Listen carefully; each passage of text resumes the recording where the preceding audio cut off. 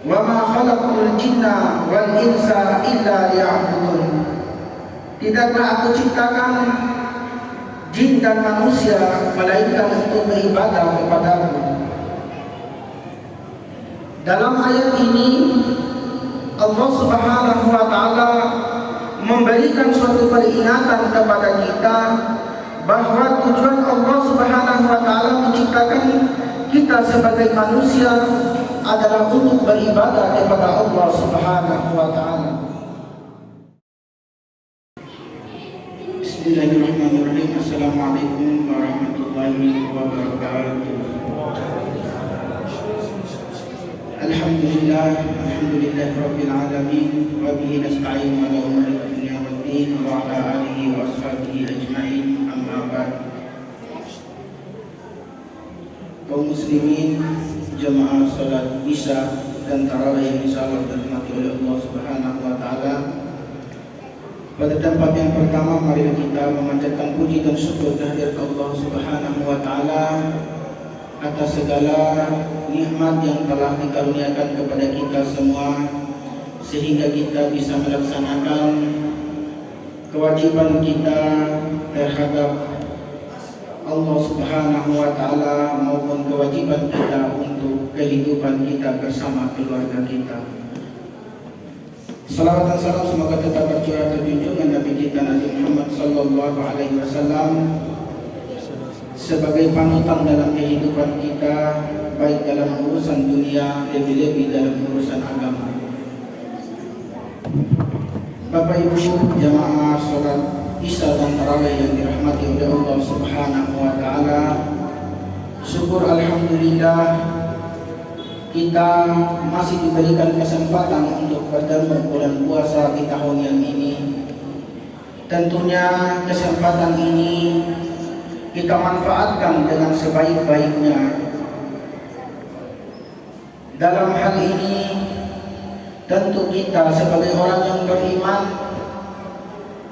kita harus mengetahui dan merenungkan kembali tujuan awal kita diciptakan oleh Allah Subhanahu wa taala. Allah Subhanahu wa taala memberikan peringatan di dalam surat Mu'minun ayat 115. A'udzu billahi minasyaitonir rajim. Afa hasibtum annama khalaqnakum abatha wa annakum ilaina la turja'un. Yang artinya, maka apakah kamu menyangka bahwa sesungguhnya kami menciptakan kamu dengan main-main saja, dan bahwa kamu tidak akan dikembalikan kepada kami. Dalam ayat ini Allah Subhanahu wa taala memberikan suatu isyarat pertanyaan kepada kita, serta isyarat kepada kita bahwa kita tujuan diciptakan bukan hanya sekedar ciptaan yang tidak ada manfaatnya dan tidak dimintai suatu pertanggungjawabannya. Dan tentu Allah Subhanahu wa taala juga berfirman di dalam surat Az-Zariyat, wa ma khalaqtul jinna wal insa illa liya'budun. Tidaklah aku ciptakan jin dan manusia melainkan untuk beribadah kepadaku. Dalam ayat ini Allah Subhanahu wa taala memberikan suatu peringatan kepada kita bahwa tujuan Allah Subhanahu wa taala menciptakan kita sebagai manusia adalah untuk beribadah kepada Allah Subhanahu wa taala. Jika keberadaan kita di dunia ini hanya untuk beribadah kepada Allah Subhanahu wa taala, tentu kita harus melihat segala amal perbuatan kita, baik dan buruknya, tentu kita harus mempertimbangkannya. Karena semua amal perbuatan kita, baik dalam urusan dunia, lebih-lebih dalam urusan agama dan akhirat kita, maka akan berkaitan dengan ibadah kita kepada Allah Subhanahu wa taala. Misalnya dalam mencari rezeki, tentu kita harus memperhatikan apa-apa saja yang dilarang oleh Allah mencari rezeki. Di dalam hal perdagangan kita harus melihat batasan-batasan serta larangan-larangan Allah dan Rasulnya di dalam perdagangan, sehingga amal perbuatan kita akan menjadi sesuatu yang bernilai ibadah untuk kehidupan kita di hari akhirat nanti.